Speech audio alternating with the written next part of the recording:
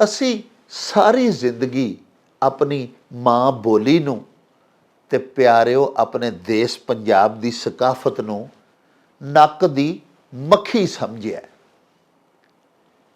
ਔਰ ਅਸੀਂ ਬਿਲਕੁਲ ਫੋਕੇ ਇਤਰਾਜ਼ਾਤ ਤੇ ਮੁਹਮਲ ਨੁਕਤਾਚੀਨੀ ਦੀਆਂ ਪੱਖੀਆਂ ਝੱਲ ਝੱਲ ਕੇ ਇਸ ਮੱਖੀ ਨੂੰ ਉਡਾਉਣ ਦੀਆਂ ਨਾਕਾਮ ਕੋਸ਼ਿਸ਼ਾਂ ਕਰਦੇ ਰਹੇ ਹਾਂ। ਘਰ ਦਾ ਜੋਗੀ ਜੋਗੜਾ ਤੇ ਬਾਹਰ ਦਾ ਜੋਗੀ ਸੁੱਧ। ਤੋ ਇਹ ਦੁਨੀਆ ਮੰਨਦੀ ਜ਼ੋਰਾਂ ਨੂੰ, ਲੱਖ ਲਾਨਤ ਤੇ ਕਮਜ਼ੋਰਾਂ ਨੂੰ। ਘਰ 'ਚ ਜਿੰਨੀਆਂ ਮਰਜ਼ੀ ਸਿਫਤਾਂ ਹੋਣ ਤੁਹਾਡੇ ਘਰ ਵਾਲੇ ਜੀ ਦੀ ਕਿਸੇ ਦੀਆਂ, ਉਹਨਾਂ ਦੇ ਨਜ਼ਦੀਕ ਉਹਨਾਂ ਦੇ ਖਿਆਲ 'ਚ ਐਵੇਂ ਹੀ ਘਰ ਦਾ ਹੀ ਜੀ ਹੁੰਦਾ ਹੈ ਕਿ ਜਿਹੜੀ ਸ਼ਾਇਦ ਤੁਹਾਡੇ ਕੋਲ ਹੈ ਉਹਦੀ ਕਦਰੋ ਕੀਮਤ ਤੁਹਾਨੂੰ ਨਹੀਂ ਹੁੰਦੀ। ਜਿਹੜੀ ਤੁਹਾਡੇ ਤੋਂ ਦੂਰ ਹੁੰਦੀ ਏ ਜਾਂ ਜਿਹੜੇ ਤੋਂ ਤੁਹਾਡੇ ਤੋਂ ਦੂਰ ਹੁੰਦੇ ਨੇ ਉਹਨਾਂ ਨੂੰ ਤੁਹਾਡੀ ਕਦਰ ਕੀਮਤ ਹੁੰਦੀ ਹੈ। ਭਈ ਮੁਲਕ ਮਾਹੀ ਦਾ ਵਸੇ ਤੇ ਕੋਈ ਰੋਵੇ ਤੇ ਕੋਈ ਹੱਸੇ। ਹੱਸਦੇ ਹੋਵੋਗੇ ਤੇ ਸਾਰਾ ਜਹਾਨ ਤੁਹਾਡੇ ਨਾਲ ਹੱਸੇਗਾ, ਜਦੋਂ ਤੁਸੀਂ ਰੋਂਦੇ ਹੋਵੋਗੇ ਤੇ ਤੁਹਾਨੂੰ ਕੱਲਿਆਂ ਨੂੰ ਰੋਣਾ ਪਏਗਾ। ਭਈ ਮਲਾਹ ਦਾ ਹੁੱਕਾ ਤੇ ਸਦਾ ਹੀ ਸੁੱਕਾ, ਅਕਲਮੰਦ ਨੂੰ ਸੈਨਤ ਤੇ ਖੋਤੇ ਨੂੰ ਸੋਟਾ। ਦਾਨਾ ਬੰਦਾ ਸੈਨਤ ਨਾਲ ਇਸ਼ਾਰੇ ਨਾਲ ਗੱਲ ਸਮਝ ਜਾਂਦਾ ਜੀ, ਲੇਕਿਨ ਬੇਵਕੂਫ ਜਿਹੜਾ ਉਹ ਸੋਟਿਆਂ ਨਾਲ ਹੀ ਸਮਝਦਾ ਹੈ। ਲੋਏ ਲੋਏ ਭਰ ਲੈ ਕੁੜੀਏ ਜੇ ਤੁਧ ਭਾਂਡਾ ਭਰਨਾ। ਤੇ ਸ਼ਾਮ ਪਈ ਬਿਨ ਸ਼ਾਮ ਮੁਹੰਮਦ ਘਰ ਜਾਂਦੀ ਨੇ ਡਰਨਾ। ਚੰਗੇ ਕੰਮਾਂ ਦੀ ਜਜ਼ਾ ਮਿਲਦੀ ਏ, ਭੈੜਿਆਂ ਦੀ ਸਜ਼ਾ ਮਿਲਦੀ ਏ ਤੇ ਡਰ ਆਪਣੀਆਂ ਕੀਤੀਆਂ ਦਾ ਹੀ ਹੁੰਦਾ ਹੈ। ਇਸ ਵਾਸਤੇ ਚੰਗੇ ਤੇ ਸੁਲੱਖਣੇ ਕਾਰਜ ਕਰਨ ਦੀ ਬੰਦਿਆ ਜਾਚ ਸਿੱਖ ਲੈ। ਇੱਕ ਸ਼ਾਮ ਮਹਿਬੂਬ ਨੂੰ ਵੀ ਆਖਦੇ ਨੇ, ਖਾਮਦ ਨੂੰ ਵੀ ਆਖਦੇ ਨੇ, ਸ਼ਾਮ ਪਈ ਮੇਰਾ ਸ਼ਾਮ ਨਹੀਂ ਆਇਆ ਤੇ ਮੈਂ ਰੋ ਰੋ ਸ਼ਾਮ ਵਿਆਵਾਂ।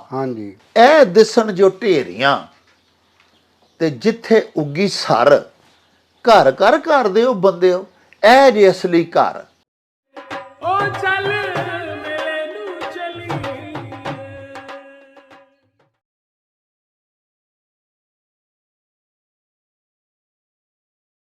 ਬਿਸਮਿल्लाह रहमान रहीम। ਸ਼ੁਰੂ ਖੁਦਾ ਦੇ ਨਾਮੋਂ ਜਿਸ ਦਾ ਜੋੜ ਜਵਾਬ ਨਾ ਕੋਈ, ਜਿਸ ਦੀ ਰਹਿਮਤ ਬਖਸ਼ਿਸ਼ ਵਾਲਾ ਅੰਤ ਹਿਸਾਬ ਨਾ ਕੋਈ। ਪਿਆਰੇ ਵੇਖਣ ਵਾਲਿਓ, ਪੰਜਾਬੀ ਮਾਂ ਬੋਲੀ ਦੇ ਜ਼ੁਬਾਨੋਂ ਅਦਬ ਤੇ ਸਕਾਫਤ ਦੇ ਫਰੋਗ ਤੇ ਵਧਾਵੇ ਤੇ ਚੜ੍ਹਤਲ ਲਈ ਸ਼ੁਰੂ ਕੀਤੇ ਜਾਣ ਵਾਲੇ ਤੁਹਾਡੇ ਆਪਣੇ YouTube ਚੈਨਲ ਮੇਲਾ TV ਦੇ ਉੱਤੇ ਤੁਹਾਨੂੰ ਦਿਲ ਦੀਆਂ ਡੁੰਘਿਆਈਆਂ ਤੋਂ ਸਤ ਬਿਸਮਿਲ੍ਲਾ ਤੇ ਜੀ ਆਇਆਂ ਨੂੰ ਆਖਦੇ ਹਾਂ। ਸਾਹਿਬੋ, ਸਾਡੀ ਇਹ ਬੇਨਤੀ ਹੈ ਵੀ ਸਾਡੇ ਇਸ ਚੈਨਲ ਨੂੰ ਸਬਸਕ੍ਰਾਈਬ ਕਰ ਲਵੋ, ਨਾਲ ਲੱਗਾ ਹੋਇਆ ਘੰਟੀ ਦਾ ਬਟਨ ਜ਼ਰੂਰ ਦਬਾਇਆ ਜੇ। ਸਾਡੇ ਵਲੌਗਸ ਨੂੰ ਲਾਈਕ ਤੇ ਸ਼ੇਅਰ ਵੀ ਕਰਿਆ ਕਰੋ ਤੇ ਸਾਹਿਬੋ ਆਪਣੇ ਕਮੈਂਟਸ ਸਾਨੂੰ ਜ਼ਰੂਰ ਭਿਜਵਾਇਆ ਕਰੋ, ਜਿਹੜੇ ਕਿ ਸਾਡੇ ਵਾਸਤੇ ਬੜੀ ਹਲਾਸ਼ੇਰੀ ਦਾ ਸਬਬ ਹੁੰਦੇ ਨੇ। ਤੇ ਨਾਲੇ ਅਸੀਂ ਤੁਹਾਡੇ ਕਮੈਂਟਸ ਦੇ ਚਾਨਣੇ ਆਪਣੀ ਗੱਲਬਾਤ ਨੂੰ ਮਜ਼ੀਦ ਸ਼ਿੰਗਾਰਨ ਸਵਾਰਨ ਦਾ ਆਰ ਤੇ ਯਤਨ ਵੀ ਕਰਦੇ ਰਹਿੰਦੇ ਹਾਂ। ਪਿਆਰਿਓ, ਸਾਡਾ ਹਾਲ ਸੁਣੋਗੇ ਤੇ ਰੋ ਪਵੋਗੇ। ਅਸੀਂ ਸਾਰੀ ਜ਼ਿੰਦਗੀ ਆਪਣੀ ਮਾਂ ਬੋਲੀ ਨੂੰ ਤੇ ਪਿਆਰਿਓ ਆਪਣੇ ਦੇਸ਼ ਪੰਜਾਬ ਦੀ ਸਕਾਫਤ ਨੂੰ ਨੱਕ ਦੀ ਮੱਖੀ ਸਮਝਿਆ ਔਰ ਅਸੀਂ ਬਿਲਕੁਲ ਫੋਕੇ ਇਤਰਾਜ਼ਾਤ ਤੇ ਮੁਹਮਲ ਨੁਕਤਾਚੀਨੀ ਦੀਆਂ ਪੱਖੀਆਂ ਝੱਲ ਝੱਲ ਕੇ ਇਸ ਮੱਖੀ ਨੂੰ ਉਡਾਉਣ ਦੀਆਂ ਨਾਕਾਮ ਕੋਸ਼ਿਸ਼ਾਂ ਕਰਦੇ ਰਹੇ ਹਾਂ। ਹਾਲਾਂਕਿ ਪਿਆਰਿਓ, ਇਹ ਨੱਕ ਦੀ ਮੱਖੀ ਜਿਹੜੀ ਘੜੀ ਮੁੜੀ ਆਣ ਕੇ ਸਾਡੇ ਨੱਕ ਤੇ ਬਹਿੰਦੀ ਸੀ, ਇਹ ਤੇ ਸਾਨੂੰ ਸਿਰਫ ਇਹ ਸੁਣਿਆ ਦੇਣ ਆਉਂਦੀ ਸੀ ਵੀ ਜੇ ਦੁਨੀਆ ਦੇ ਸ਼ਰੀਕੇ ਦੇ ਵਿੱਚ ਨੱਕ ਰੱਖਣਾ ਜੇ ਤੇ ਆਪਣੀ ਮਾਂ ਬੋਲੀ ਬੋਲਿਆ ਕਰੋ ਤੇ ਆਪਣੀ ਮਾਂ ਬੋਲੀ ਤੇ ਆਪਣੀ ਸਕਾਫਤ ਤੇ ਮਾਣ ਕਰਿਆ ਕਰੋ। ਪਿਆਰਿਓ, ਲੱਖ ਆਫਰੀਨ ਹੈ ਤੁਹਾਡੇ ਤੇ ਜਿਹੜੇ ਆਪਣੀ ਮਾਂ ਬੋਲੀ ਦੇ ਨਾਲ ਪਿਆਰ ਕਰਦੇ ਹੋ। ਤੁਹਾਡੇ ਭੇਜੇ ਹੋਏ ਸਵਾਲਾਤ, ਤੁਹਾਡੇ ਘੱਲੇ ਹੋਏ ਅਖਾਣ ਸਾਨੂੰ ਦੱਸਦੇ ਨੇ ਤੁਹਾਨੂੰ ਕਿੰਨੀ ਆਪਣੀ ਮਾਂ ਬੋਲੀ ਦੇ ਨਾਲ ਮੁਹੱਬਤ ਹੈ ਤੇ ਪਿਆਰ ਹੈ। ਅੱਜ ਫੇਰ ਤੁਸਾਂ ਬੜੇ ਹੀ ਮਨ ਠਾਰ ਅਖਾਣ ਵੀ ਭਿਜਵਾਏ ਨੇ, ਬੜੇ ਖੂਬਸੂਰਤ ਸਵਾਲਾਤ ਵੀ ਤੁਹਾਡੇ ਵੱਲੋਂ ਸਾਨੂੰ ਮੌਸੂਲ ਹੋਏ ਨੇ। ਤੇ ਆਓ ਫਿਰ ਚਲੀਏ ਤੁਹਾਡੇ ਭਿਜਵਾਏ ਹੋਏ ਸਵਾਲਾਤ ਤੇ ਤੁਹਾਡੇ ਘੱਲੇ ਹੋਏ ਅਖਾਣ ਲੈ ਕੇ ਬਾਬਾ ਜੀ ਇਹਸਾਨ ਬਾਜਵਾ ਹੋਰਾਂ ਦੇ ਕੋਲ ਤੇ ਚੱਲ ਕੇ ਉਹਨਾਂ ਤੋਂ ਤੁਹਾਡੇ ਸਵਾਲਾਤ ਦੇ ਜਵਾਬਾਤ ਲਈਏ ਤੇ ਤੁਹਾਡੇ ਭਿਜਵਾਏ ਹੋਏ ਅਖਾਣਾਂ ਦੇ ਮਤਲਬ ਵੀ ਪੁੱਛੀਏ ਤੇ ਜਾਣੀਏ। ਆਓ ਸਾਡੇ ਨਾਲ। अस्सलाम वालेकुम जनाब बाजवा साहब। ਵਾਲੇਕਮ ਸਲਾਮ। ਬਿਸਮਿਲ੍ਲਾ ਜੀ, ਜੀ ਆਇਆਂ ਨੂੰ। ਸਤ ਬਿਸਮਿਲ੍ਲਾ। बड़ी ਤੁਹਾਡੀ ਮਿਹਰਬਾਨੀ ਮੇਰੀ ਸਰਕਾਰ। ਅੱਜ ਬਾਜਵਾ ਸਾਹਿਬ ਮੇਰਾ ਬੜਾ ਦਿਲ ਰਾਜ਼ੀ ਹੈ ਜੀ, ਉਹ ਇਸ ਵਾਸਤੇ ਕਿ ਸਾਡੇ ਹੋਰ ਤੇ ਮਾਸ਼ਾਅੱਲਾ ਬਹੁਤ ਸਾਰੇ ਵਿਊਅਰਸ ਜਿਹੜੇ ਨੇ ਉਹਨਾਂ ਨੇ ਬੜੇ ਬੜੇ ਪਿਆਰੇ ਮੈਸੇਜ ਭੇਜੇ ਨੇ, ਲੇਕਿਨ ਸਰ ਗੱਖੜ ਤੇ ਡਸਕਾ, ਹਾਂਜੀ, ਇਹਨਾਂ ਦੋਵਾਂ ਸ਼ਹਿਰਾਂ ਤੋਂ ਨਾ ਜੀ ਸਾਡੇ ਤੁਲਾਬਾ ਤਾਲਬਾਤ ਜਿਹੜੇ ਸਾਡੇ ਬੱਚੇ ਪੜਾਕੂ ਪੜਨ ਵਾਲੇ ਨੇ, ਐਸਪਾਇਰ ਕਾਲਜ ਡਸਕਾ ਦੇ ਬੱਚੇ, ਇਹ ਬੜੀ ਵੱਡੀ ਗੱਲ ਹੈ ਜੀ ਬੱਚਿਆਂ ਦਾ ਇੱਧਰ ਜੁੜਨਾ। ਜੀ ਜੀ, ਇਹ ਬੜੀ ਵੱਡੀ ਗੱਲ ਹੈ। ਅਸੀਂ ਤਾਂ ਹੁਣ ਬੁੱਢੇ ਹੋ ਗਏ ਆ ਜੀ ਜੀ, ਤੇ ਬਹਿ ਕੇ ਲਿੰਗਣ ਜੋਗੇ ਹੈ ਮਨ, ਤੇ ਬੱਚਿਆਂ ਦੇ ਅੱਗੋਂ ਸਾਂਭਣਾ ਇਸ ਵਾਰ ਸਾਂਭਣਾ। ਤੇ ਬਾਜਵਾ ਸਾਹਿਬ ਜਿਹੜਾ ਤੁਸੀਂ ਤੇ ਯਤਨ ਕਰਨ ਡਏ ਹੋ ਤੇ ਅਸੀਂ ਤੁਹਾਡੇ ਨਾਲ ਰਲ ਕੇ ਤੁਹਾਡੀ ਸੁਪਰਵੀਜ਼ਨ ਵਿੱਚ ਤੁਹਾਡੀ ਜ਼ੇਰੇ ਕਿਆਦਤ ਕਿ ਸਾਡੀ ਮਾਂ ਬੋਲੀ ਪੰਜਾਬੀ ਜਿਹੜੀ ਹੈ ਇਹ ਸਾਡੇ ਬੱਚੇ, ਸਾਡੀ ਅਗਲੀ ਪੋਚ ਜਿਹੜੀ ਨਵੀਂ ਪੋਚ ਹੈ ਉਹ ਵੀ ਤੇ ਸਿੱਖੇ। ਉਹਦਾ ਬੜਾ ਅੱਜ ਖੁਸ਼ ਤਾਂ ਵਾਂ ਮੇਰੇ ਆਕਾ ਕਿ ਸਾਨੂੰ ਜਿਹੜਾ ਅੱਜ ਰੱਦੇ ਅਮਲ ਤੁਲਾਬਾ ਤਾਲਿਬਾਤ ਦਾ ਹੈ, ਵਾਹ ਹੁੰਗਾਰਾ ਮਿਲਿਆ ਉਹਨਾਂ। ਹਾਂਜੀ, ਉਹਨਾਂ ਆਖਿਆ ਜੀ ਅਸੀਂ ਬੜੇ ਸ਼ੌਕ ਨਾਲ ਤੁਹਾਡਾ ਵਲੌਗਸ ਵੀ ਸਾਰੇ ਵੇਖਨੇ ਆ ਔਰ ਅਸੀਂ ਪੰਜਾਬੀ ਜਿਹੜੀ ਉਹਨੂੰ ਬੜਾ ਸਿੱਖਿਆ।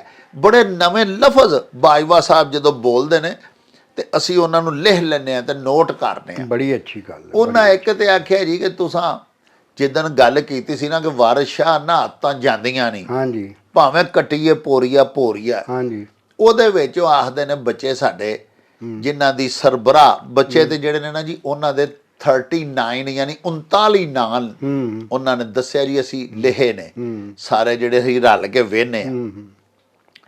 ਤੇ ਉਹ ਜਿਹੜੇ ਸਾਰੇ ਬੱਚੇ ਨੇ ਉਹਨਾਂ ਦੀ ਜਿਹੜੀ ਲੀਡਰ ਹੈ ਉਹ ਵੇ ਸ਼ਾਹਬਾਨੋ ਬੱਚੀ। ਉਹਨਾਂ ਆਖਿਆ ਜੀ ਜਿਹੜਾ ਤੁਸੀਂ ਲਫ਼ਜ਼ ਵਿੱਚ ਬੋਲਿਆ ਸੀ ਨਾ ਬਾਜਵਾ ਸਾਹਿਬ ਨੇ ਹਿਲਤਰ, ਇਹਦਾ ਤਰਜਮਾ ਦੱਸੋ, ਹਿਲਤਰ ਕੀ ਹੁੰਦਾ ਹੈ? ਹਾਂਜੀ, ਇਹ ਨਾ ਜੀ ਆਦਤ ਤੋਂ ਇੱਕ ਪਹਿਲਾਂ ਦੀ ਜਿਹੜੀ ਕੈਫੀਅਤ ਹੈ ਨਾ, ਹਾਲਤ ਹੈ, ਉਹਨੂੰ ਹਿਲਤਰ ਆਂਦੇ ਨੇ ਜੀ। ਹਾਂਜੀ, ਕਿ ਇੱਕ ਬੰਦੇ ਨੂੰ ਰਿਪੀਟਡਲੀ ਪਰਤ ਕੇ ਇੱਕ ਕੰਮ ਕਰਨ ਦੀ ਆਦਤ ਪੈ ਜੇ, ਆਦਤ ਗਈ, ਉਹਨੂੰ ਹਿਲਤਰ ਆਂਦੇ ਨੇ। ਇਹਨੂੰ ਇਹ ਭੈੜੀ ਹਿਲਤਰ ਪੈ ਗਈ ਹੈ ਇਹ ਮੁਹਾਵਰੇ 'ਚ। ਹਾਂਜੀ, ਮਸਲਨ ਕਈ ਵੇਖੋ ਨਾ ਜੀ ਵੀ ਐਵੇਂ ਹੀ ਮੂੰਹ ਤੇ ਹੱਥ ਫੇਰਨਗੇ ਜਾਂ ਨੱਕ ਨੂੰ ਹੱਥ ਫੇਰਨਗੇ, ਉਹਨੂੰ ਆਂਦੇ ਨੇ ਵੀ ਇਹਨੂੰ ਭੈੜੀ ਹਿਲਤਰ ਪੈ ਗਈ ਹੈ। ਐਵੇਂ ਨੱਕ 'ਚ ਕਈ ਬੱਚੇ ਉਂਗਲੀ ਮਾਰਦੇ ਨੇ, ਯਾਨੀ ਕਿ ਇਹਨੂੰ ਜ਼ਰਾ ਕੋਈ ਐਸੀ ਨਾਪਸੰਦੀਦਾ ਚੀਜ਼ ਦੀ ਜਿਹੜੀ ਕੋਈ ਗੇਜ ਪੈ ਜਾਣੀ, ਹਾਂਜੀ ਹਾਂਜੀ, ਉਹਨੂੰ ਆਖਦੇ ਨੇ ਹਿਲਤਰ। ਜੀ ਜੀ ਜੀ। ਇਹਨਾਂ ਸਰ ਸਾਡੇ ਬੱਚੀਆਂ ਤੇ ਜਿਹੜੀਆਂ ਨੇ ਇਹਨਾਂ ਤਾਲਿਬਾਤ ਇਹਨਾਂ ਇੱਕ ਅਖਾਣ ਵੀ ਭਿਜਵਾਇਆ ਜੀ ਜੀ। ਉਹਨਾਂ ਆਖਿਆ ਜੀ ਕਿ ਘਰ ਦਾ ਜੋਗੀ ਜੋਗੜਾ ਹਾਂਜੀ ਤੇ ਬਾਹਰ ਦਾ ਜੋਗੀ ਸੁੱਧ। ਜੀ ਜੀ ਜੀ। ਇਹਦਾ ਜਨਾਬ ਤਰਜਮਾ ਦੱਸੋ।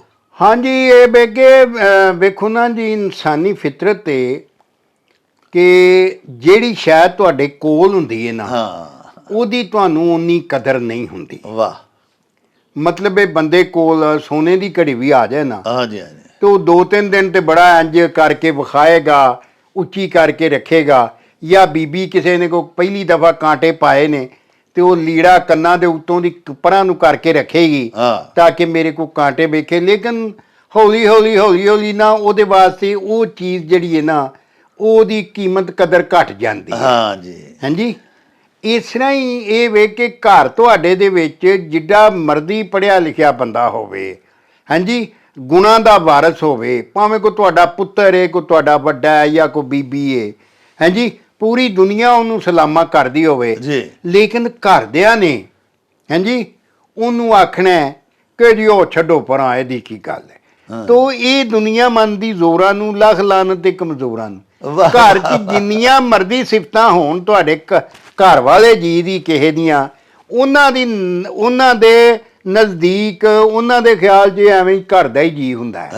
ਹਾਂਜੀ, ਤੇ ਬਾਹਰ ਦਾ ਜੋਗੀ ਜਿਹੜਾ ਘਰ ਦਾ ਜੋਗੀ ਜੋਗੜਾ, ਉਹਨੂੰ ਜੋਗੜਾ ਦਾ ਮਤਲਬ ਨਿੱਕਾ ਜੋਗੀ। ਹਾਂ, ਜੋਗੜਾ ਜਿਹੜਾ ਐਵੇਂ ਫੜੋਤਰੀ ਦਾ ਜੋਗੀ। ਹਾਂ, ਅੱਛਾ, ਜਿਵੇਂ ਬਲੂੰਗੜਾ ਛੋਟਾ ਹੁੰਦਾ ਹੈ। ਬਲੂੰਗੜਾ, ਹਾਂਜੀ ਹਾਂਜੀ।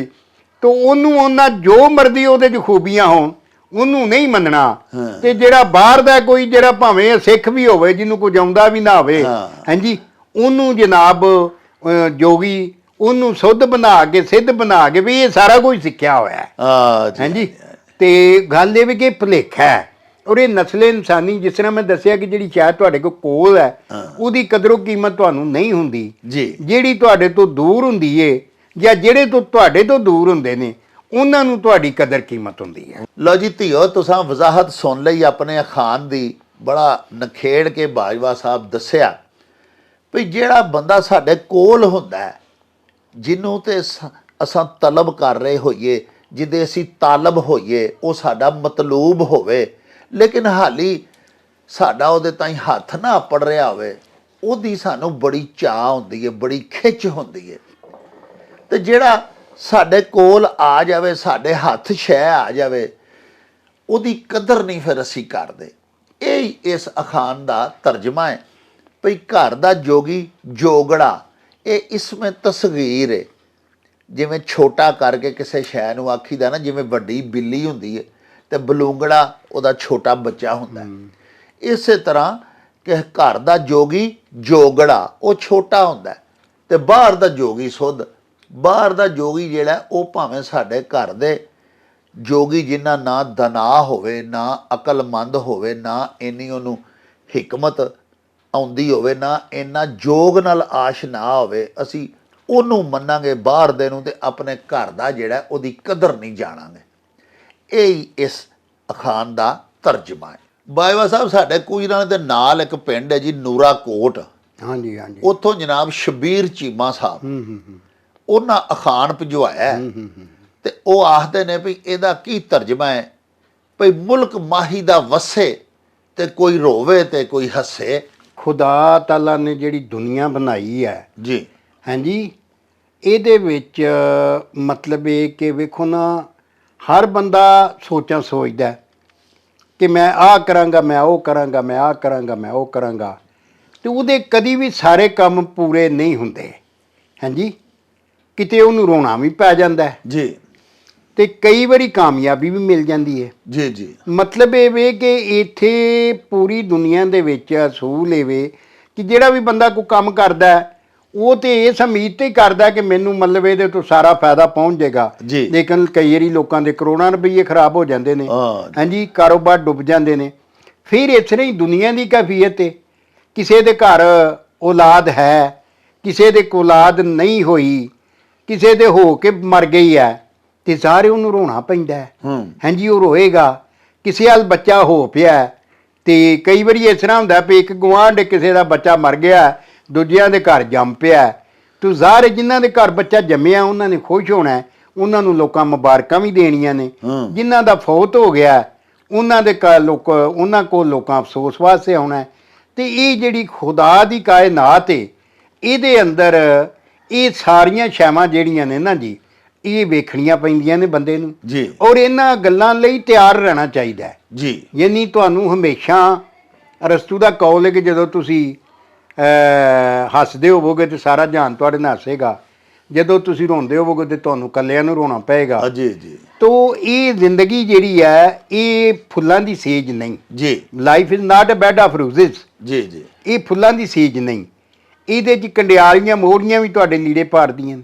ਹਾਂਜੀ, ਤੇ ਖੁਸ਼ੀਆਂ ਥੋੜੀਆਂ ਨੇ ਤੇ ਬੜਕੀਆਂ ਪਰੇਸ਼ਾਨੀਆਂ, ਅੜਚਣਾਂ, ਰੁਕਾਵਟਾਂ ਇਹ ਬਹੁਤੀਆਂ ਨੇ ਜ਼ਿੰਦਗੀ ਦੇ ਵਿੱਚ। ਔਰ ਉਹਨਾਂ ਸਾਰੀਆਂ ਜਿਹੜੀਆਂ ਰੁਕਾਵਟਾਂ ਨੂੰ ਕ੍ਰਾਸ ਕਰਦਿਆਂ ਹੋਇਆਂ, ਉਹਨਾਂ ਨਾਲ ਮੁਕਾਬਲਾ ਕਰਦਿਆਂ ਹੋਇਆਂ ਖੁਸ਼ੀਆਂ ਦੀ ਮੰਜ਼ਿਲ ਤੱਕ ਅੱਪੜਨਾ ਪੈਂਦਾ ਹੈ ਜੀ। ਹਾਂਜੀ, ਇਹ ਜਿਹੜੀ ਦੁਨੀਆ ਨਾ ਜੀ, ਇਹਦੇ ਵਿੱਚ ਮਤਲਬ ਇਹ ਵੇ ਕਿ ਹਰ ਵੇਲੇ ਕਿਤੇ ਫੁੱਲ ਵੀ ਖਿੜੇ ਨੇ, ਕਿਤੇ ਕੰਡੇ ਨੇ। ਇਹ ਸਾਰੇ ਰੰਗ ਜਿਹੜੇ ਨੇ ਇਸ ਜ਼ਿੰਦਗੀ ਦੇ ਹੀ ਰੰਗ ਨੇ। ਔਰ ਇਹਦੇ ਵਿੱਚ ਕਦੀ ਇਹ ਨਹੀਂ ਹੋ ਸਕਦਾ ਕਿ ਸਾਰੀ ਦੁਨੀਆ ਹੱਸਦੀ ਰਹੇ, ਇਹ ਨਹੀਂ ਹੋ ਸਕਦਾ ਕਿ ਹਰ ਪਾਸੇ। ਤੇ ਖੁਦਾ ਦਾ ਨਿਜ਼ਾਮ ਹੈ ਕਿ ਕਿਸੇ ਘਰ ਖੁਸ਼ੀਆਂ ਦੇ ਵਾਜੇ ਵੱਜਦੇ ਹੁੰਦੇ ਨੇ ਤੇ ਕਿਸੇ ਘਰ ਸੋਗ ਪਿਆ ਹੁੰਦਾ ਹੈ। ਤੋ ਇਸੇ ਵਾਸਤੇ ਆਂਦੇ ਨੇ ਕਿ ਮੁਲਕ ਮਾਈ ਦਾ ਵਸੇ, ਕਿ ਅੱਲਾਹ ਤਾਲਾ ਦੀ ਜਿਹੜੀ ਦੁਨੀਆ ਹੈ ਇਹ ਬੜੀ ਖੂਬਸੂਰਤ ਹੈ, ਇਹ ਵਸਦੀ ਰਹਿਣੀ ਹੈ, ਕੋਈ ਰੋਣ ਡੱਠਾ ਹੈ ਤੇ ਕੋਈ ਹੱਸਣ ਡੱਠਾ ਹੈ। ਵਾਹ, ਲੋ ਜੀ ਪਿਆਰੇ ਵੇਖਣ ਵਾਲਿਓ, ਮੁਲਕ ਮਾਹੀ ਦਾ ਵਸੇ, ਕੋਈ ਰੋਵੇ ਤੇ ਕੋਈ ਹੱਸੇ। ਇਹ ਜਿਹੜੀ ਸਾਡੀ ਹਯਾਤੀ ਹੈ, ਦੁਨਿਆਵੀ ਜ਼ਿੰਦਗੀ ਜਿਹੜੀ ਹੈ, ਇਹਦੇ ਵਿੱਚ ਖੁਸ਼ੀਆਂ ਤੇ ਗਮੀਆਂ ਤੇ ਕਾਮਯਾਬੀਆਂ ਤੇ ਨਾਕਾਮੀਆਂ ਤੇ ਖੁਸ਼ਹਾਲੀਆਂ ਤੇ ਬਦਹਾਲੀਆਂ, ਇਸੇ ਤਰ੍ਹਾਂ ਹੀ ਆਸਾਇਸ਼ਾਂ, ਆਰਾਮ ਤੇ ਕਿਧਰੇ ਬੇਆਰਾਮੀਆਂ ਤੇ ਤਕਲੀਫਾਤ, ਇਹ ਨਾਲੋਂ ਨਾਲ ਹੀ ਚੱਲਦੀਆਂ ਨੇ ਪੂਰੀ ਹਯਾਤੀ ਦੇ ਵਿੱਚ। ਅਸੀਂ ਵੇਖਦੇ ਰਹਿੰਦੇ ਹਾਂ, ਜਿਵੇਂ ਬਾਜਵਾ ਸਾਹਿਬ ਨੇ ਫਰਮਾਇਆ ਭਈ ਕਿਸੇ ਘਰ ਤੇ ਬਰਾਤ ਆਈ ਹੁੰਦੀ ਹੈ, ਵਾਜੇ ਵੱਜਣ ਡਏ ਹੁੰਦੇ ਨੇ, ਤੇ ਉਹਦੇ ਨਾਲ ਹੀ ਸਾਹਮਣੇ ਘਰ ਜਾਂ ਕਿਸੇ ਦੂਜੀ ਗਲੀ 'ਚ ਨਾਲ ਦੇ ਮਹੱਲੇ ਦੇ ਵਿੱਚ ਹੀ ਮਾਤਮ ਹੋਇਆ ਹੁੰਦਾ। ਤੇ ਇਹ ਅੱਲਾਹ ਪਾਕ ਸੱਚੇ ਸਾਹਿਬ ਦਾ ਨਿਜ਼ਾਮ ਹੈ। ਜ਼ਿੰਦਗੀ ਮੌਤ, ਖੁਸ਼ੀਆਂ ਗਮੀਆਂ, ਇਹ ਕਾਮਯਾਬੀਆਂ ਕਾਮਰਾਨੀਆਂ ਤੇ ਨਾਕਾਮੀਆਂ, ਇਹ ਨਾਲੋਂ ਨਾਲ ਹੀ ਚੱਲਦੀਆਂ ਨੇ। ਔਰ ਦਾਨੇ ਆਖਦੇ ਨੇ ਭਈ ਚਲਾ ਜਾਤਾ ਹੂँ हंसता खेलता मौजे हवादत से, अगर आसानियाँ हों जिंदगी दुशवार हो जाए। यानी बंदे अल्लाह पाक दे उद्यमी ਉਹ ਹੀ ਨੇ ਜਿਹੜੇ ਖੁਸ਼ੀਆਂ ਗਮੀਆਂ ਦੇ ਨਾਲ ਨਿਬਟਦੇ ਹੋਏ ਇਸ ਅੱਲਾਹ ਪਾਕ ਦੀ ਦਿੱਤੀ ਹੋਈ ਜ਼ਿੰਦਗੀ ਨੂੰ, ਹਯਾਤ ਮੁਸਤਾਰ ਨੂੰ ਬੜੇ ਆਸਨ ਤਰੀਕੇ ਦੇ ਨਾਲ ਬਿਤਾਨ। ਯਾਨੀ ਕੋਈ ਮੁਸੀਬਤ ਆਵੇ ਤੇ ਉਹਨੂੰ ਵੀ ਜਰਨ ਤੇ ਸਬਰ ਕਰਨ ਤੇ ਅੱਲਾਹ ਪਾਕ ਤੋਂ ਮਦਦ ਮੰਗਣ, ਤੇ ਜੇ ਕੋਈ ਖੁਸ਼ੀਆਂ ਆ ਜਾਣ, ਦੌਲਤ ਆ ਜਾਏ, ਤੇ ਉਦੋਂ ਵੀ ਆਪੇ ਤੋਂ ਬਾਹਰ ਨਾ ਹੋਣ, ਆਪਣੇ ਆਪ ਵਿੱਚ ਰਹਿਣ, ਅੱਲਾਹ ਪਾਕ ਦੀਆਂ ਨਿਅਮਤਾਂ ਤੋਂ ਇਕੱਲੇ ਫਾਇਦੇ ਨਾ ਉਠਾਣ, ਹੋਰ ਲੋਕਾਂ ਨੂੰ ਵੀ ਸ਼ਰੀਕ ਵਿੱਚ ਕਰਨ, ਆਪਣੇ ਬਿਲਖਸੂਸ ਲੱਗਦਿਆਂ ਲਾਣਿਆਂ ਨੂੰ ਵੀ ਵਿੱਚੋਂ ਹਿੱਸਾ ਦੇਣ। ਬਾਬਾ ਜੀ ਅਗਲਾ ਅਖਾਨ ਜਿਹੜਾ ਉਹ ਫਿਰ ਇੰਡੀਆ ਤੋਂ ਸਾਡੀ ਬੜੀ ਪਿਆਰੀ ਭੈਣ, ਸਾਡੀਆਂ ਮੁਸਤਕਿਲ ਦਰਸ਼ਕ ਨੇ, ਹਰਮੀਤ ਕੌਰ, ਅੱਗੇ ਵੀ ਇੱਕ ਵਾਰੀ ਉਹਨਾਂ ਨੇ ਅਖਾਨ ਭਿਜਵਾਇਆ ਸੀ। ਉਹਨਾਂ ਜਨਾਬ ਭਿਜਵਾਇਆ ਭਈ ਮਲਾਹ ਦਾ ਹੁੱਕਾ ਤੇ ਸਦਾ ਹੀ ਸੁੱਕਾ। ਹਾਂਜੀ, ਇਹ ਅਖਾਨ ਜਿਹੜਾ ਹੈ ਉਹਨਾਂ ਲੋਕਾਂ ਬਾਰੇ ਦੱਸਿਆ ਜਾਂਦਾ ਹੈ ਕਿ ਜਿਹੜੇ ਲੋਕ ਆਪਣਾ ਜਿਹੜਾ ਲੋਕਾਂ ਦੇ ਕੰਮ ਤੇ ਬੜੇ ਧਿਆਨ ਨਾਲ ਕਰਦੇ ਨੇ ਜੀ, ਤੇ ਆਪਣੇ ਕੰਮਾਂ ਵੱਲ ਧਿਆਨ ਨਹੀਂ ਦਿੰਦੇ। ਜੀ ਜੀ। ਤੇ ਉਹਦੀ ਮਿਸਾਲ ਇਸ ਤਰ੍ਹਾਂ ਹੈ ਕਿ ਮਲਾਹ ਸਾਰੀ ਉਮਰ ਪਾਣੀ 'ਚ ਰਹਿੰਦਾ ਹੈ, ਹਾਂਜੀ, ਬੇੜੀ 'ਚ ਲੋਕਾਂ ਨੂੰ ਇਧਰੋਂ ਬਹਾਇਆ ਤੇ ਉਧਰ ਪੂਰ ਲੰਘਾਉਣ ਤੇ ਲੱਗਾ ਰਹਿੰਦਾ ਹੈ, ਜੀ ਜੀ, ਦਰਿਆ ਦੇ ਵਿੱਚ ਹੀ ਸਾਰੀ ਉਮਰ ਰਹਿੰਦਾ ਹੈ। ਹਾਂਜੀ ਹਾਂਜੀ। ਲੇਕਿਨ ਉਹਦਾ ਹੁੱਕਾ ਸਦਾ ਸੁੱਕਾ, ਕਿ ਉਹ ਮਤਲਬ ਹੈ ਕਿ ਆਪਣੇ ਹੁੱਕੇ 'ਚ ਜਦੋਂ ਅੱਗ ਧਰੇ ਨਾਲ ਪਾਣੀ ਵੀ ਪਾਉਣਾ ਚਾਹੀਦਾ। ਉਹਨੂੰ ਮਤਲਬ ਹੈ ਕਿ ਧਿਆਨ ਨਹੀਂ ਦਿੰਦਾ ਕਿ ਮੈਂ ਇੱਥੋਂ ਦਰਿਆ ਕੋਲ ਹੈ ਤੇ ਹੁੱਕੇ ਨੂੰ ਹੰਗਾਲ ਕੇ ਤੇ ਮੈਂ ਪਾਣੀ ਪਾ ਲਵਾਂ। ਹਾਂਜੀ, ਤੇ ਉਹ ਮਤਲਬ ਹੈ ਕਿ ਇਸ ਕੰਮ ਤੇ ਲੱਗਾ ਰਹਿੰਦਾ ਹੈ, ਇਸ ਲਾਲਚ ਵੀ ਕਿ ਮੈਂ ਫਟਾਫਟ ਪੂਰ ਲੰਘਾ ਲਵਾਂ। ਇੱਧਰ ਜਾਂਦਿਆਂ ਦੂਜੇ ਪਾਸੇ ਨੂੰ ਕੰਢੇ ਦੇ ਉੱਤੇ ਲੋਕੀ ਆ ਕੇ ਖਲੋਤੇ ਨੇ, ਉਧਰ ਜਾਵਾਂ ਤੇ ਫਿਰ ਮੈਂ ਭਰ ਕੇ ਪੂਰ ਦੂਜੇ ਪਾਸੇ ਜਾਵਾਂ। ਲੇਕਿਨ ਉਹ ਆਪਣੇ ਮਤਲਬ ਹੈ ਕਿ ਉਹ ਹੁੱਕੇ 'ਚ ਪਾਣੀ ਪਾਣਾ ਹਾਲੀ ਬੜਾ ਚਿਰ ਨਹੀਂ ਲੱਗਦਾ, ਲੇਕਿਨ ਉਹ ਆਪਣੇ ਦੁਨਿਆਵੀ ਲਾਲਚ ਦੇ ਵਿੱਚ ਜਿਹੜਾ ਉਹ ਆਪਣਾ ਜਿਹੜਾ ਜ਼ਰੂਰੀ ਕੰਮ ਹੈ, ਜਿਹੜਾ ਹੁੱਕਾ ਪੀਂਦਾ ਪਿਆ, ਉਹਨੂੰ ਸਵਾਦ ਨਾ ਪੀਣਾ ਚਾਹੀਦਾ ਨਾ, ਕਿ ਜਦੋਂ ਅੱਗ ਧਰੇ ਤੇ ਉਹਨੂੰ ਮਤਲਬ ਇਹ ਵੇ ਕਿ ਪਾਣੀ ਵੀ ਉਹਦੇ 'ਚ ਪਾਏ, ਔਰ ਉਹ ਪਾਣੀ ਪਾਣ ਦਾ ਵੀ ਖੇਚਲ ਨਹੀਂ ਕਰਦਾ। ਤੇ ਉਹ ਦੁਨੀਆ ਦੇ ਲਾਲਚ ਕਿ ਮੈਂ ਇਧਰੋਂ ਪੂਰ ਲੰਘਾਇਆ ਤੇ ਹੁਣ ਉਧਰ ਜਾਵਾਂ ਤੇ ਉਧਰੋਂ ਜਾਵਾਂ ਤੇ ਇੱਧਰ ਤੇ ਲੱਗੇ ਹੀ ਰਵਾਂ, ਤੂੰ ਇੰਝ ਕਰਕੇ ਫਜਰ ਤੋਂ ਸ਼ਾਮ ਹੋ ਜਾਂਦੀ ਏ ਤੇ ਉਹ ਮਤਲਬ ਹੈ ਕਿ ਆਪਣੇ ਕੰਮ ਵੱਲ ਧਿਆਨ, ਆਪਣੇ ਹੁੱਕੇ 'ਚ ਪਾਣੀ ਨਹੀਂ ਪਾਉਂਦਾ, ਔਰ ਉਹਦਾ ਹੁੱਕਾ ਜਿਹੜਾ ਸੁੱਕਾ ਹੀ ਰਹਿ ਜਾਂਦਾ। ਤੋ ਇਹਦੇ 'ਚ ਮੱਤ ਇਹ ਦਿੱਤੀ ਗਈ ਹੈ ਕਿ ਬੰਦੇ ਨੂੰ ਮਤਲਬ ਇਹ ਜਿਹੜਾ ਵੀ ਕੰਮ ਹੈ ਸੁਚੱਜ ਨਾਲ ਕਰਨਾ ਚਾਹੀਦਾ ਹੈ। ਮਤਲਬ ਇਹ ਕੋਈ ਵੀ ਕੰਮ ਜਿਹੜਾ ਵੇਖੋ ਨਾ, ਤੁਸੀਂ ਕੰਮ ਤੇ ਜਾਂਦੇ ਹੋ ਤੇ ਸਵੇਰੇ ਨਹਾਵੋ ਧੋਵੋ, ਕੰਘੀ ਕਰੋ, ਸਾਫ ਸੁਥਰੇ ਕੱਪੜੇ ਪਾ ਕੇ, ਹਾਂਜੀ, ਤਿਆਰ ਹੋ ਕੇ ਸੋਹਣੇ ਤਰੀਕੇ ਨਾਲ ਜਾਓ, ਜਿਹੜਾ ਵੀ ਤੁਹਾਨੂੰ ਮਿਲੇ ਉਹ ਵੀ ਤੁਹਾਨੂੰ ਖੁਸ਼ ਅਖਲਾਕ ਹੋ ਕੇ ਮਿਲੇ।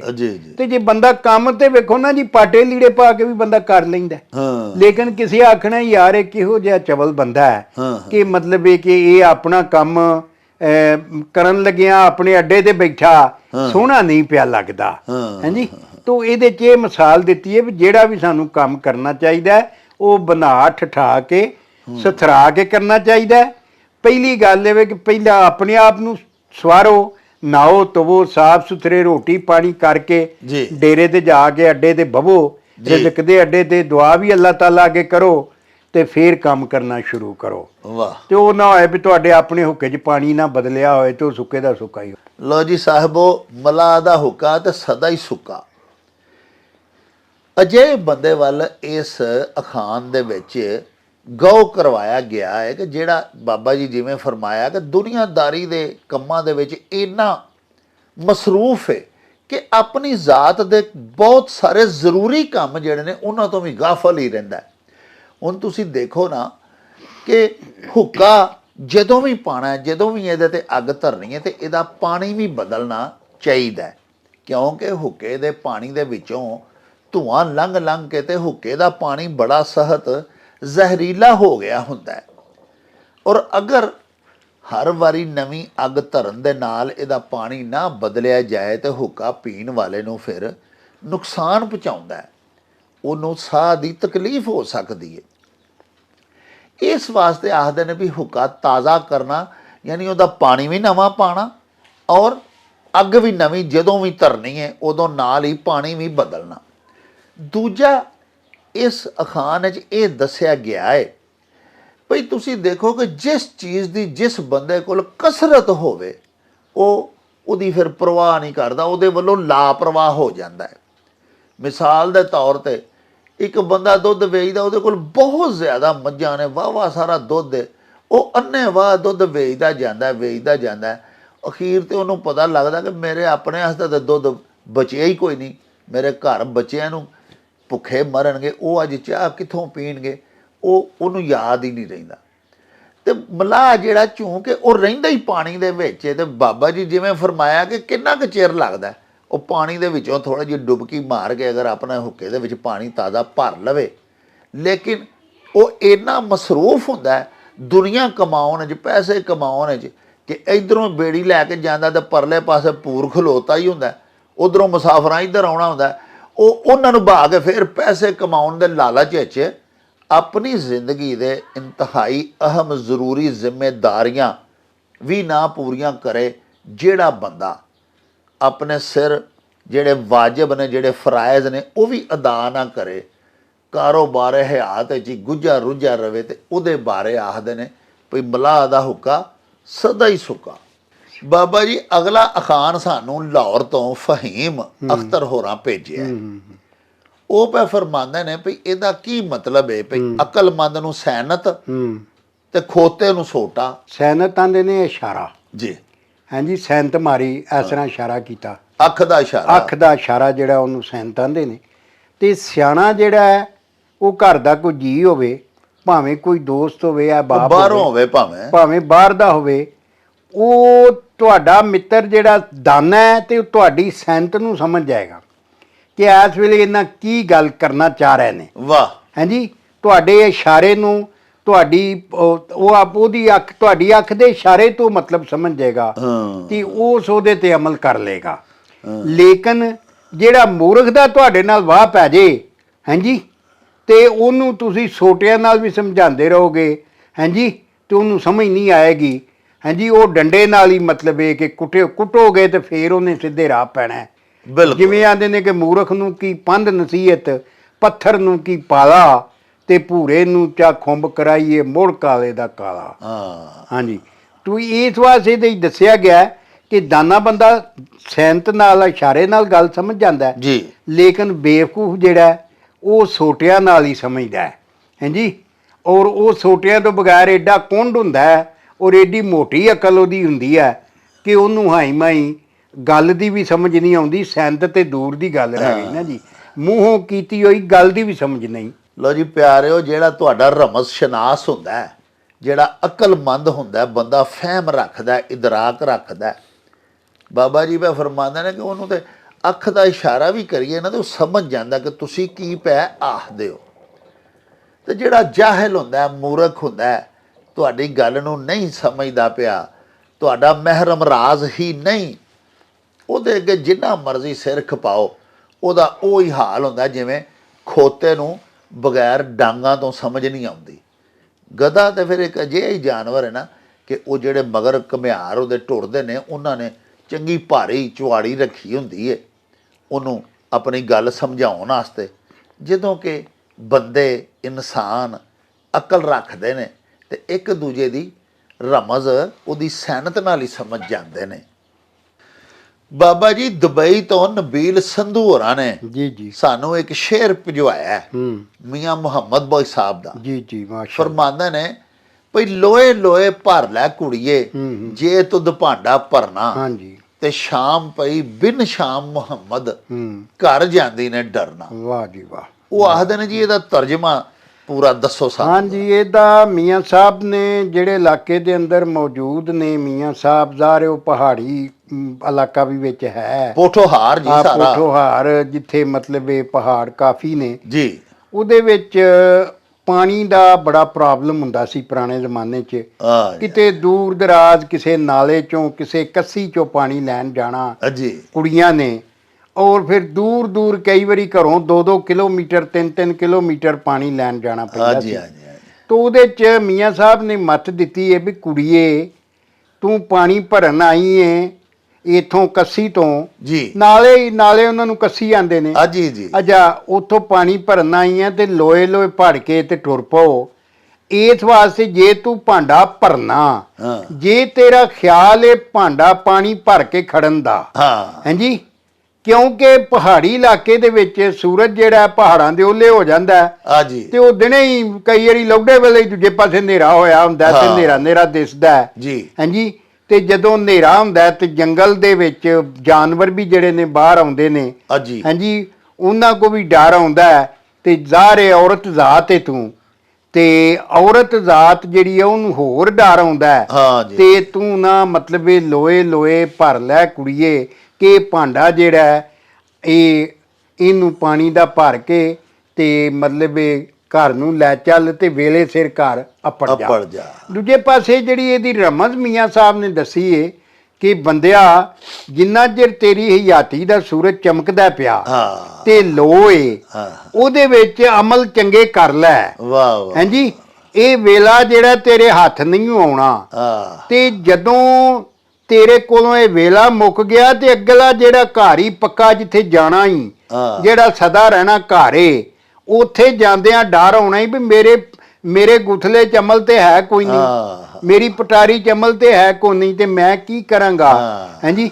ਤੇ ਉਸ ਡਰਨ ਤੋਂ ਬਿਹਤਰ ਇਹ ਵੇ ਕਿ ਹੁਣ ਤੇਰੇ ਕੋਲ ਵੇਲਾ ਹੈ, ਤੇਰੇ ਚ ਤਾਕਤ ਵੀ ਏ, ਜ਼ੋਰ ਵੀ ਏ, ਸਿਹਤ ਵੀ ਏ, ਤੇ ਤੂੰ ਚੰਗੇ ਅਮਲ ਕਰ ਲੈ। ਇਸ ਵਾਸਤੇ ਵੀ ਜਦੋਂ ਵੇਲਾ ਮੁੱਕ ਗਿਆ ਤੇ ਫੇਰ ਤੈਨੂੰ ਡਰ ਪਿਆ ਆਵੇਗਾ, ਕਿਉਂਕਿ ਡਰ ਤੇ ਆਪਣੀਆਂ ਕੀਤੀਆਂ ਦਾ ਹੀ ਹੁੰਦਾ ਜੀ। ਡਰ ਤੇ ਆਪਣੀਆਂ, ਇਹ ਵੀ ਅਖਾਣ ਹੀ ਹੈ ਕਿ ਡਰ ਸਾਰਾ ਆਪਣੀਆਂ ਕੀਤੀਆਂ ਦਾ ਹੀ ਹੁੰਦਾ। ਜੋ ਉਹਨੇ ਅਮਲ ਭੈੜੇ ਚੰਗੇ ਕੀਤੇ ਨੇ ਹਰ ਬੰਦੇ ਦੇ ਸ਼ੀਸ਼ੇ ਵਾਂਗਰ ਸਾਹਮਣੇ ਹੁੰਦੇ ਨੇ। ਇਸ ਵਾਸਤੇ ਬੰਦਿਆ ਤੂੰ ਜਿੰਨਾ ਚਿਰ ਤੇਰਾ ਜ਼ਿੰਦਗੀ ਦਾ ਜਿਹੜਾ ਸੂਰਜ ਹੈ ਇਹ ਰੋਸ਼ਨ ਹੈ, ਉਹਨਾਂ ਚਿਰ ਇਹਦੀ ਲੋਏ ਲੋਏ ਚੰਗੇ ਅਮਲ ਕਰ ਲੈ, ਸੁਲੱਖਣੇ ਅਮਲ ਕਰ ਲੈ, ਸੋਹਣੇ ਕਾਰਜ ਕਰ ਲੈ ਜਿਹੜਾ ਖੁਦਾ ਤੇ ਉਹਦੇ ਰਸੂਲ ਦੇ ਹੁਕਮ ਦੇ ਮੁਤਾਬਕ ਨੇ, ਹਾਂਜੀ। ਔਰ ਉਹ ਅਗਰ ਕਰ ਲੇਗਾ ਤੇ ਤੂੰ ਅੱਗੇ ਜਾਣ ਲੱਗਿਆ ਤੈਨੂੰ ਇੰਨਾ ਡਰ ਨਹੀਂ ਆਏਗਾ ਜੀ, ਨਹੀਂ ਤੇ ਤੈਨੂੰ ਡਰ ਆਏਗਾ ਕਿਉਂਕਿ ਘਰ ਅੱਪੜ ਨੂੰ ਰਾਹ ਦੇ ਵਿੱਚ ਮਤਲਬ ਇਹ ਕਿ ਜ਼ਾਹਰ ਅੱਗੇ ਫਿਰ ਉਹਦੀ ਸਜ਼ਾ ਹੋਏਗੀ, ਚੰਗੇ ਕੰਮਾਂ ਦੀ ਜਜ਼ਾ ਮਿਲਦੀ ਏ, ਭੈੜਿਆਂ ਦੀ ਸਜ਼ਾ ਮਿਲਦੀ ਏ, ਤੇ ਡਰ ਆਪਣੀਆਂ ਕੀਤੀਆਂ ਦਾ ਹੀ ਹੁੰਦਾ ਹੈ। ਇਸ ਵਾਸਤੇ ਚੰਗੇ ਤੇ ਸੁਲੱਖਣੇ ਕਾਰਜ ਕਰਨ ਦੀ ਬੰਦਿਆ ਜਾਚ ਸਿੱਖ ਲੈ। ਲੋਏ ਲੋਏ ਭਰ ਲੈ ਕੁੜੀਏ ਜੇ ਤੁਧ ਭਾਂਡਾ ਭਰਨਾ, ਚਾਨਣੇ ਯਾਨੀ ਹਨੇਰਾ ਪੈਣ ਤੋਂ ਪਹਿਲੇ ਅੱਗੋਂ ਦੂਜਾ ਜਿਹੜਾ ਮਿਸਰਾ ਹੈ ਉਹਦੇ ਵਿੱਚ ਮੀਆਂ ਸਾਹਿਬ ਸਰਕਾਰ ਪੈ ਫਰਮਾਉਂਦੇ ਨੇ ਕਿ ਸ਼ਾਮ ਭਈ ਬਿਨ ਸ਼ਾਮ ਮੁਹੰਮਦ ਘਰ ਜਾਂਦੀ ਨੇ ਡਰਨਾ। ਹੁਣ ਪੰਜਾਬੀ ਚ ਲਫ਼ਜ਼ ਜਿਹੜਾ ਸ਼ਾਮ ਹੈ ਨਾ, ਇਹ ਤੇ ਬਹੁਤ ਸਾਰੇ ਮਤਲਬ ਹੁੰਦੇ। ਹਾਂਜੀ। ਇੱਕ ਪਿਆਰਿਓ ਸ਼ਾਮ ਅਸੀਂ ਉਹਨੂੰ ਵੀ ਆਖਦੇ ਹਾਂ ਜਿਹੜੀ ਅਸੀਂ ਸੋਟੇ ਤੇ ਚੜਾਉਂਦੇ ਹਾਂ, ਕੋਈ ਸੋਟੀ ਹੱਥ 'ਚ ਫੜਨੇ ਆ। ਇਹ ਜੀ ਆਪਣੇ ਬਾਬਾ ਬਾਜਵਾ ਸਾਹਿਬ ਦੀ ਜਿਹੜੀ ਸੋਟੀ ਹੈ ਉਹਦੇ ਉੱਤੇ ਉਹਨਾਂ ਨੇ ਚਾਂਦੀ ਦੀ ਸ਼ਾਮ ਚੜਾਈ ਹੈ। ਸਾਡੇ ਮਾਜ਼ੀ ਦੇ ਵਿੱਚ ਸਾਡੇ ਬਜ਼ੁਰਗ ਆਪਣੀ ਸੋਟੀ ਦੇ ਉੱਤੇ ਕੋਈ ਚਾਂਦੀ ਦੀ ਕੋਈ ਪਿੱਤਲ ਦੀ ਸ਼ਾਮ ਚੜਾ ਲੈਂਦੇ ਸਨ। ਇੱਕ ਸ਼ਾਮ ਮਹਿਬੂਬ ਨੂੰ ਵੀ ਆਖਦੇ ਨੇ, ਖਾਮਦ ਨੂੰ ਵੀ ਆਖਦੇ ਨੇ। ਸ਼ਾਮ ਪਈ ਮੇਰਾ ਸ਼ਾਮ ਨਹੀਂ ਆਇਆ, ਹਾਂਜੀ ਤੇ ਮੈਂ ਰੋ ਰੋ ਸ਼ਾਮ ਵਿਆਵਾਂ, ਹਾਂਜੀ ਕਿ ਹਾਲੀ ਤਾਈਂ ਸ਼ਾਮ ਪੈ ਚੱਲੀਏ, ਦਿਨ ਡੁੱਬਣ ਵਾਲਾ ਹੋ ਗਿਆ ਤੇ ਹਾਲੀ ਤਾਈਂ ਮੇਰਾ ਮਹਿਬੂਬ ਨਹੀਂ ਆਇਆ। ਸ਼ਾਮ ਪਈ ਇਹ ਵੇਲਾ ਹੈ, ਮੇਰਾ ਸ਼ਾਮ ਨਹੀਂ ਆਇਆ ਇਹ ਮਹਿਬੂਬ ਹੈ, ਤੇ ਮੈਂ ਰੋ ਰੋ ਸ਼ਾਮ ਵਿਆਵਾਂ, ਇਹ ਫਿਰ ਸ਼ਾਮ ਦਾ ਵੇਲਾ ਹੈ। ਤੇ ਮੀਆਂ ਸਾਹਿਬ ਪੈ ਫਰਮਾਉਂਦੇ ਨੇ, ਸ਼ਾਮ ਪਈ ਬਿਨ ਸ਼ਾਮ ਮੁਹੰਮਦ, ਘਰ ਜਾਂਦੀ ਨੇ ਡਰਨਾ। ਵੀ ਤੇਰੀ ਜ਼ਿੰਦਗੀ ਦੀ ਜਦੋਂ ਸ਼ਾਮ ਪੈ ਗਈ, ਜਦੋਂ ਕਬਰ ਨੇੜੇ ਆ ਗਈ, ਮੌਤ ਕਰੀਬ ਆ ਗਈ, ਤੇ ਅਮਲ ਤੇਰੇ ਕੋਲ ਹੋਣੇ ਨਹੀਂ। ਉਹ ਪਾਣੀ ਤੇ ਤੂੰ ਲੋਏ ਲੋਏ ਭਰਿਆ ਨਹੀਂ ਹੋਣਾ, ਯਾਨੀ ਚਾਨਣੇ ਤੂੰ ਆਪਣੇ ਨੇਕ ਅਮਲ ਆਪਣੀ ਜਵਾਨੀ ਦੇ ਟਾਈਮ ਦੇ ਵਿੱਚ ਤੇ ਕੀਤੇ ਨਹੀਂ ਹੋਣੇ। ਲੋਏ ਲੋਏ ਦਾ ਮਤਲਬ ਹੈ ਚਾਨਣੇ, ਯਾਨੀ ਤੇਰੀ ਜਦੋਂ ਜਵਾਨੀ ਦਾ ਦੌਰ ਹੈ, ਜਦੋਂ ਤੇਰੇ ਹੱਥਾਂ ਪੈਰਾਂ 'ਚ ਕੋਈ ਸਾਹ ਸੱਤ ਹੈ, ਉਦੋਂ ਕਰ ਅੱਲਾ ਪਾਕ ਦੇ ਆ ਬੰਦਿਆ ਨੇਕ ਕੰਮ। ਜਦੋਂ ਸ਼ਾਮ ਪੈ ਗਈ ਤੇਰੀ ਹਯਾਤੀ ਦੀ, ਜਦੋਂ ਉਂਝ ਬੁੱਢਾ ਠੇਰਾ ਹੋ ਗਿਓ, ਨਾ ਤੇਰੇ ਕੋਲੋਂ ਕੋਈ ਚੱਜ ਨਾਲ ਨਮਾਜ਼ ਪੜ੍ਹੀ ਜਾਣੀ ਹੈ, ਨਾ ਤੇਰੇ ਕੋਲੋਂ ਹਕੂਕੁਲ ਇਬਾਦ ਸਹੀ ਮਾਇਨਿਆਂ 'ਚ ਅਦਾ ਕੀਤੇ ਜਾਣੇ ਨੇ, ਤੇ ਫਿਰ ਸਾਹਿਬ ਦੇ ਕੋਲ ਜਾਣ ਲੱਗਿਆ ਤੈਨੂੰ ਡਰ ਲੱਗੇਗਾ, ਫਿਰ ਪਰੇਸ਼ਾਨ ਹੋਵੇਂਗਾ। ਘਰ ਜਾਂਦਿਆਂ ਤੈਨੂੰ ਅਸਲ ਘਰ ਤੇ ਕਵਰ ਹੀ ਹੈ ਨਾ। ਉਹ ਬਾਬਾ ਪੰਜਾਬੀ ਨੇ ਇੱਕ ਬੜਾ ਹੀ ਪਿਆਰਾ ਸ਼ੇਰ, ਹਜ਼ਰਤ ਬਾਬਾ ਫਰੀਦ ਦਾ ਸ਼ੇਰ ਹੈ, ਉਹਨੂੰ ਸੁਖਾਲੀ ਪੰਜਾਬੀ ਵਿੱਚ ਬਾਬਾ ਪੰਜਾਬੀ ਡਾਕਟਰ ਫਕੀਰ ਮੁਹੰਮਦ ਫਕੀਰ ਹੋਰਾਂ ਲਿਖਿਆ, ਇਹ ਦਿਸਣ ਜੋ ਢੇਰੀਆਂ ਤੇ ਜਿੱਥੇ ਉੱਗੀ ਸਰ, ਘਰ ਘਰ ਦੇ ਉਹ ਬੰਦਿਓ, ਇਹ ਜੇ ਅਸਲੀ ਘਰ। ਤੇ ਉਹ ਘਰ ਕਬਰ ਨੂੰ ਪਿਆ ਆਖਦੇ ਨੇ ਮੀਆਂ ਮੁਹੰਮਦ ਸਾਹਿਬ, ਕਿ ਸ਼ਾਮ ਪਈ ਬਿਨ ਸ਼ਾਮ ਮੁਹੰਮਦ, ਘਰ ਜਾਂਦੀ ਨੇ ਡਰਨਾ। ਤੇਰੀ ਹਯਾਤੀ ਦੀ ਸ਼ਾਮ ਪੈ ਜਾਣੀ ਹੈ ਅਮਲਾਂ ਤੋਂ ਬਗੈਰ, ਤੇ ਤੇਰਾ ਸ਼ਾਮ ਰਾਜ਼ੀ ਨਹੀਂ ਹੋਇਆ ਹੋਣਾ, ਮਹਿਬੂਬ ਨੂੰ ਤੂੰ ਰਿਝਾਇਆ ਨਹੀਂ ਹੋਣਾ, ਤੇ ਫਿਰ ਤੈਨੂੰ ਘਰ ਜਾਂਦੇ ਨੂੰ ਡਰ ਲੱਗਣਾ। ਪਿਆਰਿਓ, ਇਹਦੇ ਨਾਲ ਹੀ ਹੁਣ ਅਸੀਂ ਲਵਾਂਗੇ ਤੁਹਾਡੇ ਕੋਲੋਂ ਇਜਾਜ਼ਤ। ਲੈ ਆਓ ਯਾਰ ਹਵਾਲੇ ਰੱਬ ਦੇ, ਤੇ ਮੇਲੇ 4 ਦਿਨਾਂ ਦੇ। ਉਸ ਦਿਨ ਈਦ ਮੁਬਾਰਕ ਹੋਸੀ, ਜਿਸ ਦਿਨ ਫੇਰ ਮਿਲਾਂਗੇ। ਰੱਬ ਰਾਖਾ ਤੇ ਅੱਲਾ ਬੇ। ਵਾਹ ਜੀ ਵਾਹ। ਉਹ ਚੱਲ ਮੇਲੇ ਨੂੰ ਚਲੀਏ।